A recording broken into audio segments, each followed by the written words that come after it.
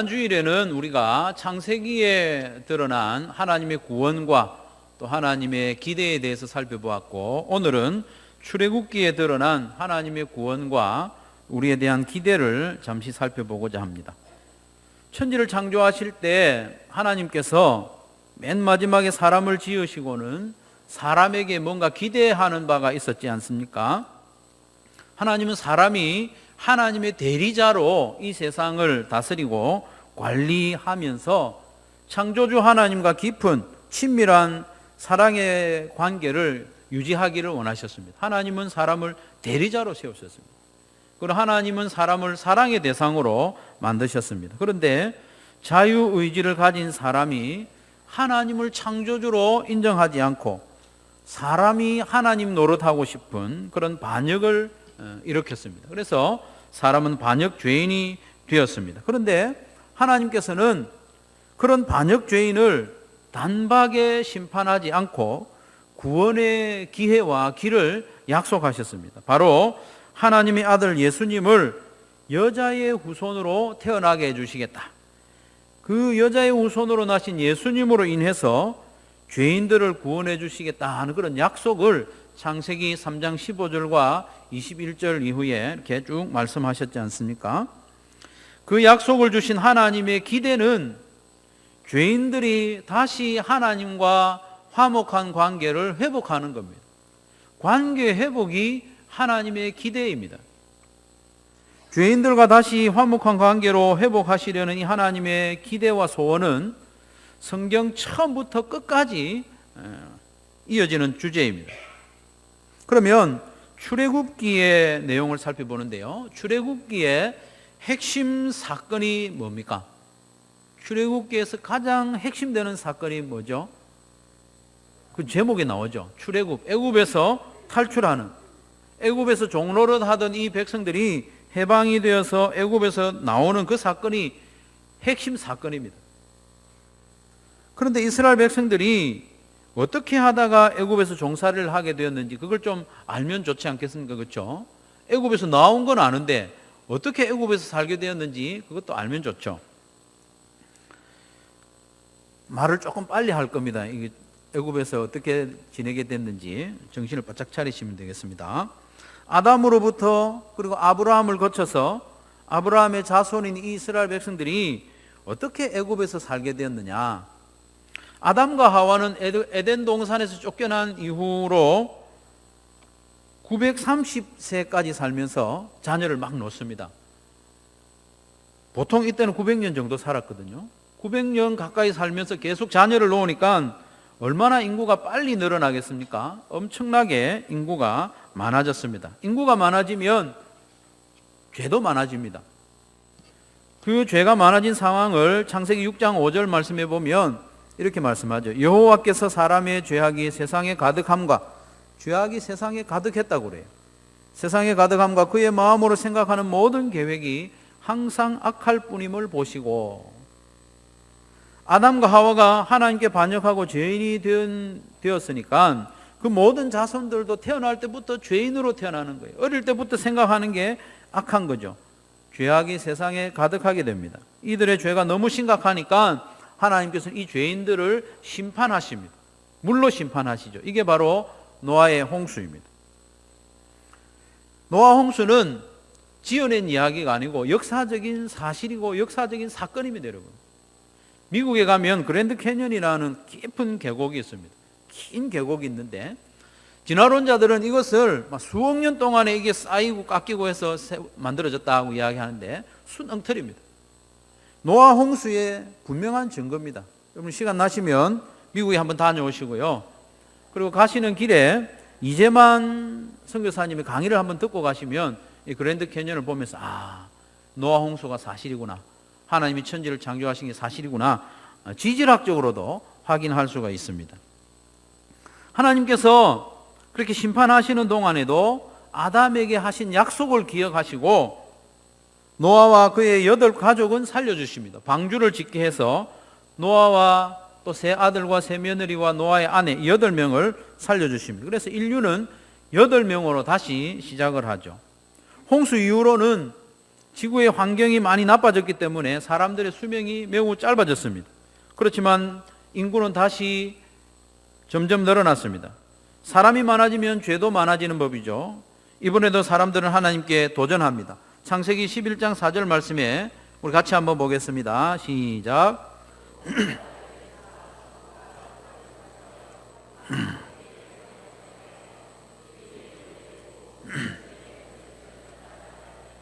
사람들은 힘을 모아서 하늘에까지 한번 올라가 보자. 그리고 자기 이름을 내기를 원했습니다. 그리고 하나님께서는 노아와 그 후손들에게도 이 땅에 번성하고 충만하여 이 땅에 편만하라고 했습니다. 널리 퍼져서 땅을 정복하라고 말씀했습니다. 그런데 이 사람들이 하나님께 반역하고 도전한 겁니다. 흩어지지 않기를 원하는 거예요. 우리 흩어지지 말자. 그리고 탑을 쌓아서 하늘에까지 한번 올라가 보자. 하나님께 도전하자. 하나님 노릇하려는 것이 죄의 근본입니다. 이 죄가 여전한 거죠. 그래서 하나님께서는 사람들의 언어를 혼잡하게 했습니다. 처음에는 언어가 하나였거든요. 이제 언어가 혼잡하게 되니까 공사가 제대로 진행이 되지 않습니다. 그래서 언어가 통하는 사람들끼리 모여서 지구 곳곳으로 흩어지게 되는 것이, 그게 지금 우리가 살아가고 있는 형편입니다. 그렇게 흩어진 사람들 중에 한 사람을 택하여 부르시는데 그 사람이 바로 아브라함입니다. 한번 따라하겠습니다. 아브라함. 한 사람을 부르셨다 이렇게 하면 아브라함을 생각하면 됩니다. 아브라함은 본래 지금의 이라크 지역에 살고 있었는데 하나님이 불러서 지금의 이스라엘 가나안 지역으로 오게 했습니다. 오게 하면서 약속을 하셨는데 아브라함이 늙도록 자식이 없었거든요. 그런데 아브라함에게 약속하시기를 너에게 자손을 주겠다. 그리고 너의 후손이 하늘의 별과 같이 바닷가의 모래같이 많게 해주겠다고 약속을 합니다. 또 어떤 약속을 하시는가 하면 이 가나안 땅을 너와 너의 후손에게 주겠다. 기업으로 주겠다 약속합니다. 그리고 아브라함을 복의 근원으로 삼아주겠다. 너가 복이 되게 해주겠다는 거예요. 이 말은 앞으로 아브라함의 후손으로 예수님이 태어나시고 그 예수님으로 말미암아 이 땅에 복음이 전파되게 해주겠다는 그런 약속, 복된 약속을 하셨습니다. 근데 신기하게도 아브라함이 이 하나님의 약속을 믿어버린 거예요. 참 신기하죠. 하나님이 믿게 해 주신 겁니다. 아브라함이 똑똑해서 믿은 게 아니고 하나님이 믿게 해 주시니까 하나님의 은혜로 하나님을 믿게 된 겁니다. 그래서 아브라함이 믿음의 조상이 된 것입니다. 아브라함은 100살 때 겨우 약속의 아들을 낳습니다. 이삭을 낳습니다. 이삭은 야곱을 낳고 야곱은 12아들을 낳습니다. 야곱의 12아들 중에 11번째 아들의 이름이 유명한 요셉이죠. 요셉은 형님들에게 미움을 받아서 17살 소년 때 애굽의 노예로 팔려갑니다. 노예로 지내는 것이 얼마나 고통스럽겠습니까? 그렇지만 하나님께서 그 노예로 지내는 동안에도 하나님이 늘 함께 하시고 요셉을 준비시키고 단련시켜서 마침내 요셉이 30세가 되던 때에 애굽의 국무총리가 되게 하십니다. 애굽은 지금의 형편으로 보면 미국과 같이 초강대국이었습니다. 그런 나라의 최고 권력자가 하나님 되게 해주셨죠. 요셉이 애굽의 총리로 있을 때에 애굽을 비롯해서 주변 모든 나라에 심각한 흉년이 계속됩니다. 7년 동안 흉년이 계속됩니다. 이때 요셉의 형제들과 모든 가족들을 애굽으로 이민 오게 합니다.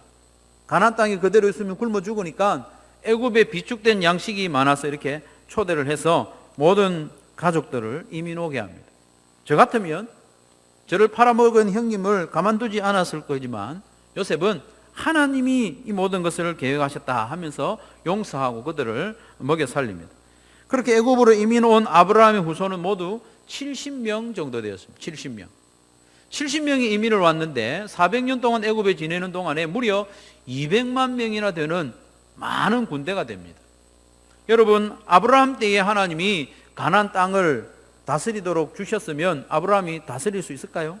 그 넓은 땅을, 이방인들이 많이 살고 있는 그 땅을 아브라함이 다스릴 수가 없습니다. 감당할 수가 없습니다. 그래서 하나님은 이 아브라함의 후손들을 애굽으로 모판 짜듯이 이렇게 애굽으로 이민 가게 한 거예요. 가나안 땅에 가만 내버려 두면 가나안 사람들과 피가 섞이기 때문에, 혼혈이 되기 때문에 애굽으로 보내는 거죠. 애굽에 가니까 목축하는 이 이스라엘 백성들을 가정이 여기기 때문에 애굽 사람들은 이스라엘 사람들을 결혼하지 않습니다. 그래서 자연스럽게 혈통을 유지하면서 번성하게 된 거죠. 400년 동안 지내는 동안에 200만 명으로 불어납니다. 그런 중에 애굽에는 요셉을 알지 못하는 다른 왕조가 들었습니다. 애굽의 왕조가 여러 번 바뀌거든요.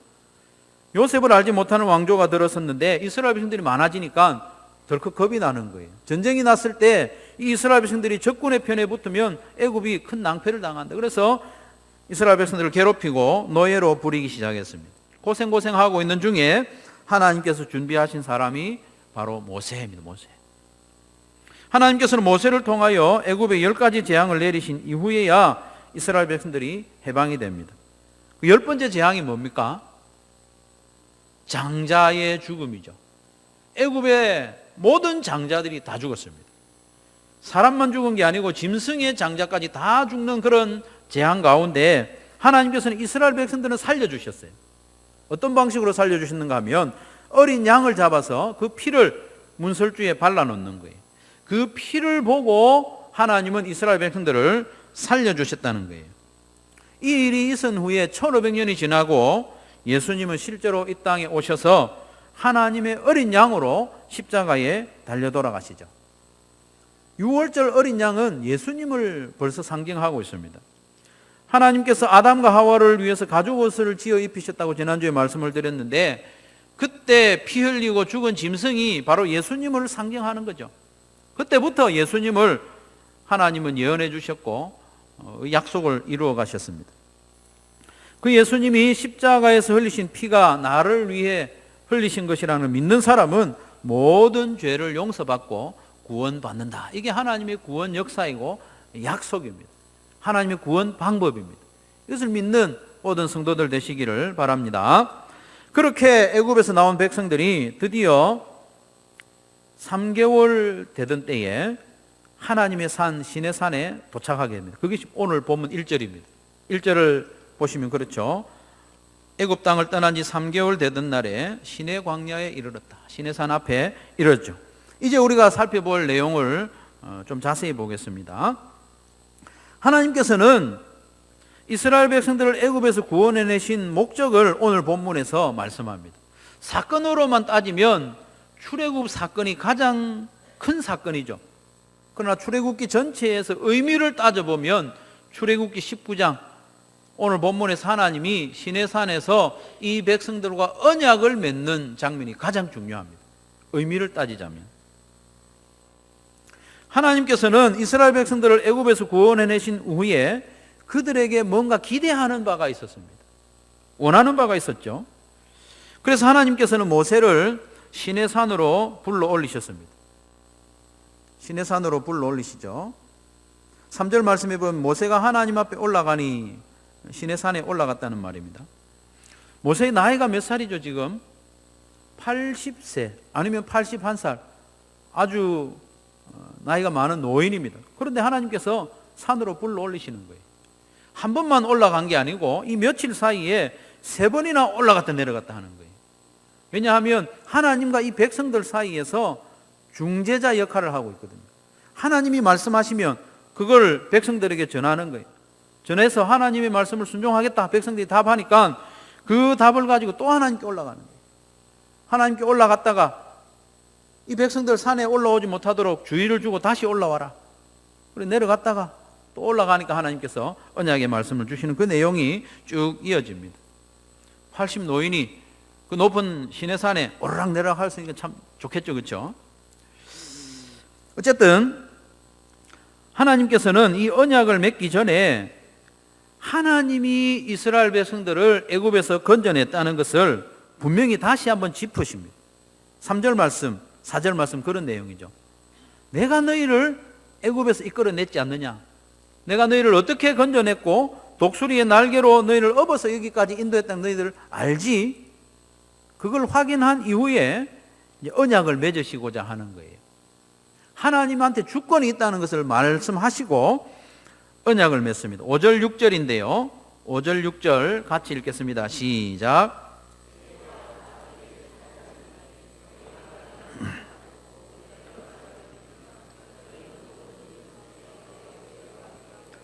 너희가 내게 대하여 제사장 나라가 되며 거룩한 백성이 되리라. 너는 이 말을 이스라엘 자손에게 전할지니라. 아멘. 이스라엘 백성들이 언약을 지키면 어떻게 된다고 해주시는가 하면 세 가지를 이야기하고 있습니다. 하나님의 소유가 되고, 두 번째로는 제사장 나라가 되고, 세 번째로는 거룩한 백성이 된다고 했습니다. 여기서 우리가 두 가지를 분명히 좀 짚어야 되는데, 첫 번째로는 이 언약을 맺는 시점이 언제냐 하는 겁니다. 그리고 두 번째로는 이 언약의 내용이 뭐냐 하는 겁니다. 먼저 언약을 맺는 이 시점이 언제냐 하면 이스라엘 백성들이 하나님의 은혜로 구원을 받은 이후입니다. 애굽 땅 종됐던 집에서 해방된 이후에 이 언약을 맺고 있다는 겁니다. 그렇기 때문에 이 언약을 지키는 것은 구원을 받기 위해서 지키는 것이 아니고 이미 구원받은 백성, 하나님의 백성이 되었기 때문에 이 언약을 지켜야 한다는 것입니다. 이걸 좀 기억하셔야 됩니다. 이미 구원받은 상태에서 하나님의 언약을 받고 있다는 사실을 꼭 기억해야 됩니다. 그렇기 때문에 이 언약의 내용은 의무사항이 아니라 이미 하나님께서 이루신 구원에 대한 감사와 또 거기에 대한 자연스러운 반응이라는 것입니다. 그래서 십계명 서론에 보면 이렇게 기록되어 있습니다. 20장 2절에 보면 나는 너를 애굽 땅 종되었던 집에서 인도하여 낸 너의 하나님 여호와니라. 하나님이 이미 구원해 내셨다는 거예요. 그리고 너희들은 나의 백성이 되었고 나는 너희의 하나님이 되었으니까 이런 언약대로 살아라 당부하는 거죠. 그 언약의 내용은 20장부터 23장 끝까지 이렇게 쭉 나오는데요. 이 모든 언약을 대표하는 것이 바로 대표적인 것이 십계명입니다. 십계명을 비롯한 언약의 말씀을 지키면 어떻게 된다고 했습니까? 모든 민족 중에서 이 백성들이 하나님의 소유가 되고 또 제사장 나라가 되고 거룩한 백성이 된다고 했습니다. 이 세 가지가 오늘 말씀의 핵심 내용인데, 이스라엘은 이미 하나님의 소유가 되었지 않습니까? 그렇죠? 애굽에서 이끌어내실 때부터 하나님의 소유가 되었습니다. 그런데 언약을 잘 지키면 또 소유가 된다고 말씀하니까 조금 헷갈립니다. 하지만 여기서 소유라고 하는 이 번역된 단어는, 그리고 본래 의미가 뭐냐 하면 특별한 보물과 같은 존재가 된다는 겁니다. 모든 세상이 하나님의 것이고 또 하나님의 백성들 가운데 너희들이 특별한 보물과 같은 존재가 될 것이다. 어떻게 하면요? 언약을 지키면 하나님의 특별한 보물과 같은 존재가 된다 하는 것입니다. 그리고 제사장 나라가 된다고 하는 것은 뭐냐 하면 이스라엘의 사명을 말합니다. 제사장이 어떤 역할을 합니까? 하나님과 백성들 사이에서 중재 역할을 하지 않습니까? 이스라엘이 그 일을 해주기를 하나님이 원하신다는 거죠. 믿지 않는 많은 열방들, 이방인들에게 제사장 역할을 해주기를 원하는 거죠. 그래서 이스라엘은 열방을 하나님께로 인도하는 사명이 있고 때로는 열방에 하나님의 말씀을 대언하는 그런 사명이 있다는 거예요. 타락하기 이전의 사람은 하나님의 대리자였고 타락한 이후에 구원받은 백성들은 제사장과 같은 역할을 해야 한다고 성경은 우리에게 가르쳐주고 있습니다. 그리고 그 언약을 지키면 세 번째로 거룩한 백성이 된다고 했습니다. 이스라엘이 언약을 지킴으로 하나님의 백성이 되는 건 아닙니다. 이미 하나님의 백성이 되었기 때문에 언약을 지킴으로써 실제로 거룩한 삶을 살 수 있도록 해준다는 겁니다. 언약을 지키는 것이 실제로 거룩한 삶을 사는 것입니다. 예수님을 믿는 사람들을 가리켜서 성도라 부르지 않습니까? 저와 여러분은 다 성도입니다. 거룩한 무리. 우리가 성도라고 불리긴 하지만 예수님을 믿는 그 순간부터 우리의 삶까지 거룩해지는 건 아닙니다. 성도가 되긴 되었는데 여전히 성도답지 못한 삶을 살 때가 많이 있지 않습니까? 그런 우리가 언약의 말씀을 지키며 살아갈 때에 우리의 삶까지도 거룩하게 된다. 그 말씀을 하고 있는 것이죠. 이미 출애굽을 했고 이미 구원을 받은 이스라엘 백성들과 언약을 맺으시는 하나님께서 기대하시는 바가 있다고 했습니다. 이미 구원받은 이스라엘 백성들이 언약을 잘 지킴으로써 실제로 거룩한 백성이 되기를 원하셨어요. 그 삶에서까지 그 삶이 거룩하게 되어서 이제 하나님의 특별한 보물과 같이 하나님과 깊은 교제를 나누는 보물이 되기를 원하신 거예요.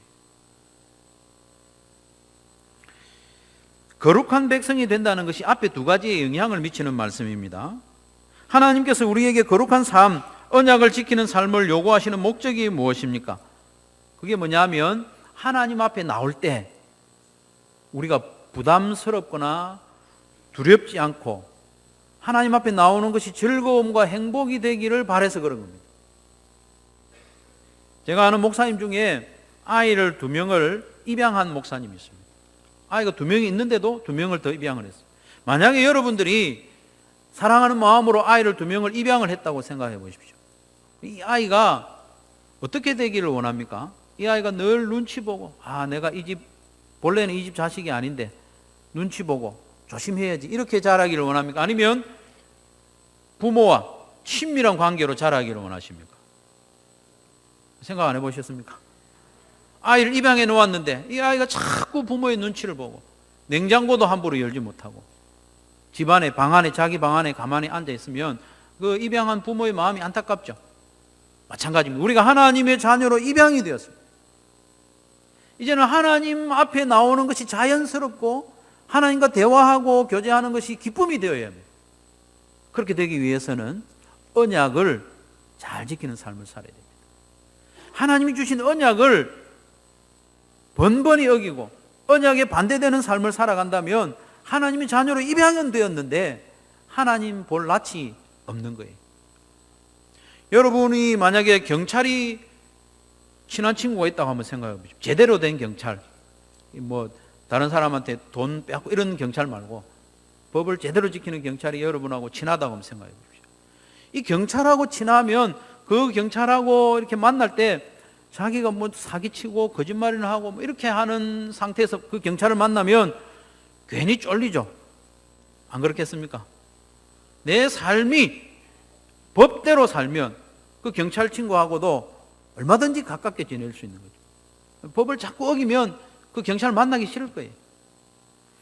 마찬가지입니다. 하나님의 백성이 된 이스라엘 백성이지만 언약대로 살아가지 않으면 하나님 앞에 나오는 것이 기쁘지 않는 거예요. 하나님은 이 언약대로 살아서 너희들이 내 특별한 소유, 특별한 관계로 나오기를 원한다. 그것을 요구하고 있는 거죠. 하나님의 기대는 그렇습니다. 그리고 하나님께서는 이 언약을 지킴으로 이미 구원받은 백성들이 열방에 대해서 제사장 나라의 역할을 제대로 감당하기를 원하십니다. 하나님은 이스라엘을 제사장 나라로 세웠는데 이 제사장 나라가 언약을 지키지 않으면 그 역할을 어떻게 감당하겠습니까?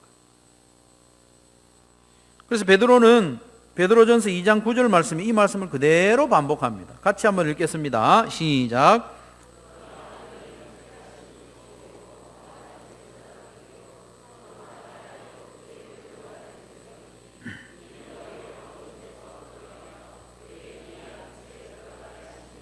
아름다운 덕을 선포하게 하려 하심이라. 아멘. 여기서도 은혜로 구원받은 백성들을 하나님의 특별한 소유로 부르고 있습니다. 왕 같은 제사장으로 부르고 있습니다. 거룩한 나라로 인정하고 있습니다.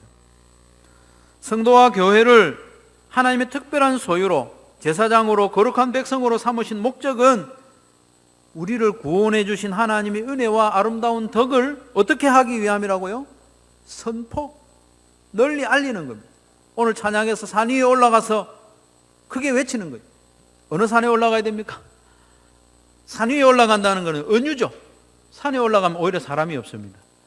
높은 데 올라가서 잘 들리도록 하자는 그런 의미죠. 우리를 구원하시고 하나님의 자녀 삼으신 중요한 목적 중에 하나가요, 하나님의 구원의 은혜를 선포하는 겁니다. 이스라엘 백성들을 애굽에서 건져내신 목적과 우리를 죄에서 건져내신 목적은 동일합니다. 첫째는 하나님과 회복된 관계. 우리는 존재적으로 하나님과의 관계가 회복되었습니다. 하나님의 자녀가 되었습니다. 이미. 그러니까 하나님이 기대하시는 바는 하나님의 자녀답게 가까이 나오기를 원하는 거예요. 가까이 나오는데 억지로 울며 겨자 먹기식으로 나오는 게 아니고 기쁨으로, 예배에 나올 때도 기쁨으로 그런 관계를 원하시는데, 그게 언약을 일상 가운데 지키면 그게 기쁨이 된다는 거예요. 두 번째는 아직 하나님과 화평하지 못한 이들에게 복음을 전파해서 저들도 하나님과 화평한 관계를 누리도록 우리에게 기대하시는 바가 그겁니다. 제사장의 역할을 해달라는 거예요. 이것은 신구약 전체에서 지속적으로 나타나는 하나님의 기대이고 하나님의 소원입니다. 여러분, 이것을 믿으시기를 바랍니다. 이걸 받아들여야 됩니다. 하나님의 기대와 소원을 우리가 듣는 우리는 어떤 반응을 보여야 합니까? 어떻게 하든지 우리가 하나님의 기대와 소원을 이루어드리고 하나님의 기대에 부응하는 삶을 살기로 애를 써야 하지 않겠습니까? 하나님의 기대를 듣고도 그건 그거고 나는 내 원하는 대로 살아간다. 이건 바른 성도의 모습이 아니지 않습니까? 하나님의 간절한 기대와 소원을 이루어드리기 위해서 우리는 언약의 신실한 삶을 살아야 됩니다. 언약의 신실한 삶. 이 말씀을 지킴으로 구원받으려는 게 아니고 이미 구원받은 우리로서 언약의 신실한 삶을 살아야 합니다. 다른 말로는 거룩과 사랑의 삶을 살아야 합니다. 거룩과 사랑의 삶. 우리가 하나님의 소유요 그의 백성이라는 말은 하나님을 가까이 해야 함을 뜻합니다. 억지로 가까이 하는 것이 아니라 기쁨으로 하나님 앞에 나가는 거죠. 그러려면 우리는 점점 하나님을 닮아가야 합니다. 거룩하신 하나님을 닮아가야 하고 사랑이신 하나님을 닮아가야 합니다. 하나님을 닮지 않고서는 하나님 가까이 하면 부담스럽습니다. 아담과 하와가 범죄한 이후에 나무 사이에 숨은 것처럼 하나님 앞에서 우리가 자꾸 숨고 싶고 조금 거리를 두고 싶은 마음이 왜 생깁니까? 언약에 신실하지 못한 삶 때문입니다. 언약의 신실한 삶은 특별히 10계명을 주셨는데 이 10계명을 마음에 새기고 10계명대로 한번 살아보려고 애를 써보십시오. 10계명 다 지키면 하나님의 자녀가 되는 건 아닙니다. 하나님의 자녀가 되었으니까 이 말씀을 지켜나가는 겁니다. 하나님 외에 다른 신을 두지 않고 하나님을 섬긴다고 하면서 엉뚱하게 우상을 만들어서 섬기지 않고 하나님의 이름을 망령되게 부르지 않고 하나님의 이름을 존귀하게 여기고 주일, 안식일을 거룩하게 지키고 부모를 공경하고 살인하지 않고 간음하지 않고 도적질하지 않고 이웃에 대하여 거짓 증거하지 않고 이웃의 집을 탐내지 않는 이 10계명의 말씀을 마음에 새기고 지켜나간다면 우리는 점점 하나님을 닮아갑니다. 하나님을 가까이 하는 것이 기쁨으로 변해갑니다.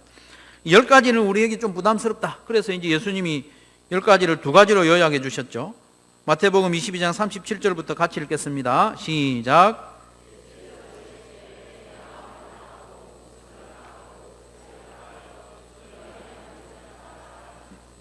이것이 크고 첫째 되는 계명이요 둘째도 그와 같으니 내 이웃을 내 자신같이 사랑하라 하셨으니 이 두 계명이 온 율법과 선지자의 강령이니라. 온 율법과 선지자의 그런 말들을 요약하면 이 2가지라는 말. 하나님을 사랑하고 이웃을 사랑하라는 것입니다. 그럴 때 우리는 하나님을 가까이 하는 것이 즐거워지고 뿐만 아니라 그렇게 할 때 우리가 세상에 대해서 제사장 역할을 제대로 감당할 수 있습니다. 그래서 VIP를 사랑으로 섬기는 것이 중요하죠. 사랑으로 섬기고 기도하다 보면 VIP의 마음이 조금씩 열립니다. 사랑으로 그렇게 됩니다. 그런데 문제는 우리가 VIP를 품지도 않고 사는 게 문제죠. 저는 지난 주일 말씀을 전한 후에 침묵 기도를 하면서 좀 하나님께 참 죄송했어요. 제가 이렇게 생각하고 있는 VIP가 3명인데 그 중에 2사람 이름을 아직 제가 모르더라고요. 참 죄송했어요. 나를 통해서 이 영혼들이 하나님께 나오기를 원하시는데 나는 그들의 이름도 아직 모르고 있으니까 참 한심한 일이죠. 그래서 침묵 기도하는 중에 하나님 이 한 주간 동안 VIP들의 이름을 좀 알 수 있도록 해 주십시오. 그렇게 기도했습니다. 목사로서 참 유치한 기도죠. 그렇죠? 그냥 물어보면 되지. 같은 라인에 사는데. 그래도 그렇게 기도했습니다. 이름을 아는 것은 크게 어려운 일도 아니고 중요한 일도 아닙니다. 그렇지만 VIP를 사랑하고 섬기는 과정에서 아주 중요한 단계입니다. 일단 이름을 알아야죠. 성도 여러분, 하나님은 우리가 하나님을 사랑하고 하나님께 가까이 나오기를 원하시는 만큼 우리에게 기대하시는 바가 있는데, 우리를 통해서 또 다른 사람이 하나님 앞으로 나오기를 원하고 기대하고 계신다는 겁니다. 내만 하나님 앞에 늘 딸랑딸랑 나오는 게 아니고 나를 통해서도 다른 사람이 하나님과 화목하게 되기를 하나님이 원하신다고 했습니다. 그렇기 때문에 우리의 삶은 언제나 한 영혼을 하나님께로 인도하는 과정 중에 한 단계여야 합니다. 각자 단계는 다 다르죠. 어떤 한 분을 주님께 인도하고 이제 또 다른 사람을 인도하려면 처음부터 다시 시작해야 되는 그런 단계는 다 다를 수 있지만, 어쨌든 우리의 삶은 언제든지 영혼 구원과 관계 있는 그런 삶을 살아야 합니다. 여러분에게는 VIP가 분명히 있습니까? 목사가 여러분을 힘들게 하려고 부담 주는 말이 아닙니다. 독생자 예수님을 십자가에 내어주심으로 우리를 구원하신 하나님의 기대요, 하나님의 소원입니다. 하나님의 뜻입니다. 제가 여러분을 달달 볶으려고 VIP 이야기 자꾸 하는 게 아니고 하나님이 우리에게 대하여 가지고 계신 기대가 이겁니다. 어떤 성도는 남편의 유언 때문에 열심히 전도하는 삶을 살고 있다고 들었습니다. 남편이 마지막에 예수님을 믿고 돌아가면서 내가 다 하지 못한 이 전도의 사명 당신이 해주시오 유언하고 돌아가셨다고. 그래서 열심히 복음을 전해요. 친척들에게도 가까운 이웃들에게도. 남편의 유언으로 인해서도 그렇게 한다면 하물며 하나님의 기대와 소원을 안다면 우리가 더욱 그렇게 해야 되지 않겠습니까? 내가 주의를 잘 지키고 신앙생활을 그런 대로 잘 하고 있는 것 같아도 한 영혼을 주님께 인도하고자 하는 그런 열정이 없고 그런 과정에 있지 않다면 하나님의 기대를 저버리는 그런 삶을 살고 있다는 것입니다. 적어도 3명 이상의 VIP가 분명해야 됩니다.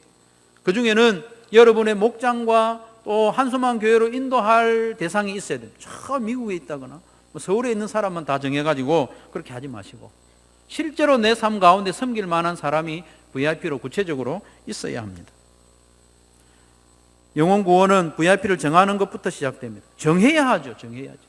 정하고 이름을 부르며 기도하시기 바랍니다. 사랑하는 마음으로 그들의 필요를 채우면서 섬기시기를 바랍니다. 반드시 때가 있습니다. 기회가 있습니다. 돌같이 단단한 마음을 가진 사람같이 보여도 사랑하고 기도하고 섬기는 가운데 하나님은 반드시 기회를 주십니다. 그 단단한 마음이 균열이 갈 때가 있습니다. 하나님을 찾는 때가 있습니다. 그때를 우리가 기다리며 섬기는 것이죠. 물고기 한 마리 잡으려고 얼음판 위에서 발을 동동 구르면서 추위에 발발 떠는 모습을 봤습니다. 천하보다 귀한 한 영혼을 하나님께 영원히 인도하는 그 일을 위해서 우리에게 인내가 필요하지 않겠습니까? 기다림이 필요합니다. 물고기가 좋아하는 먹이를 사용합니다. 낚시할 때는. VIP에 대해서도 마찬가지입니다. VIP의 간절한 필요를 채우면서 섬겨야 합니다. 물고기를 잡는 것은 자기의 만족을 위해서 하는 거지만 우리가 VIP를 섬기는 것은 하나님 아버지의 소원을 이루어드리고 그 한 영혼이 영원히 하나님 앞으로 돌아오는 영원한 열매를 위해서 섬기는 것 아닙니까? 오늘 침묵기도 때 저는 어떤 기도를 하겠습니까? 이미 이름은 알았으니 이제 그 다음 단계를 위해서 하나님 앞에 기도하지 않겠습니까? 그렇게 기도하고 하나님 주시는 대로 섬기고 그렇게 하는 것이 영혼 구원하는 과정입니다. 과정. 영혼 구원은 과정입니다. 과정. 오늘도 벽돌 한 장 쌓고 내일도 한 장 쌓고 또 다른 사람이 하나 쌓고 그 열매는 다른 사람이 거둘 수도 있습니다. 그러나 영혼 구원은 과정입니다. 과정입니다. 사랑하는 성도 여러분, 2019년 우리 교회의 표현은 마음을 같이하여 하나님의 소원을입니다. 성경 구절이 안 적혀져 있죠. 왜 그런가 하면 신구약 성경 전체에 하나님의 소원과 기대가 다 기록되어 있기 때문에 하나님의 기대, 하나님의 소원이 무엇인지 우리는 분명히 압니다. 창조의 목적도 그렇고 아담과 하와가 타락한 이후로 계속해서 하나님의 소원은 이겁니다. 하나님과의 관계가 회복되는 것, 그리고 또 다른 사람이 나를 통하여 하나님과 관계가 회복되는 그것입니다. 거기에 헌신하는 삶이 잘 사는 인생이고 대박 인생입니다. 그거하고 관계없는 삶은 사람들이 보기에 아무리 부러워 보여도 그건 복된 인생이 될 수가 없는 것이죠. 사랑하는 성도 여러분, 하나님은 우리가 이 언약의 신실한 삶을 통해서 참으로 거룩한 백성답게 하나님의 보배와 같은 존재로 살아가기를 원하십니다. 그리고 언약의 신실한 삶을 통해서 세상에 대해서 제사장 나라의 역할, 제사장의 역할을 감당하기를 원하십니다. 하나님의 소원을 위해서 헌신하기를 바랍니다. 하나님이 우리에게 대하여 기대하시는 바가 있습니다. 기대하시는 바가 있습니다. 여러분, 2월 14일은 무슨 날입니까? 발렌타인데이. 어떤 순진한 선교사님이 아내에게 속았어요. 발렌타인데이는 남자가 여자한테 주는 날이고 3월 14일 화이트데이 때는 여자가 남자한테 받는 날이다, 이렇게 해가지고 속았어요. 2월 14일에도 아내에게 주고 3월 14일에도 아내에게 주고. 저도 알고도 제가 속았어요. 2월 14일에 초콜릿을 준비해가지고 우리 집에 있는 여자들에게 줬습니다. 근데 한 여자가 하얀 초콜릿은 싫어한다. 그의 기대는 까만 초콜릿인데. 성도 여러분, 하나님이 우리에게 대해서 기대하는 바가 있습니다. 내 나름대로 하나님 기쁘시게 하겠다, 다른 것 해가지고 물론 애쓰는 거 하나님 기특하게 보실 수는 있는데, 하나님이 기대하시는 바가 뭡니까? 너 나하고 친하게 지내자는 거. 나하고 친하게 지내려면 예전에 즐기던 거 좀 내려놓고 언약의 신실한 삶을 살아라. 두 번째로, 아직 나하고 친하지 않은 참 많은 죄인들 나한테 좀 데려와라. 그게 하나님의 기대고 소원인데, 그걸로 하나님을 기쁘시게 해드려야 하지 않겠습니까? 하나님의 소원을 위해서 헌신하며 살아가는 저와 여러분이 되시기를 주님의 이름으로 축원합니다.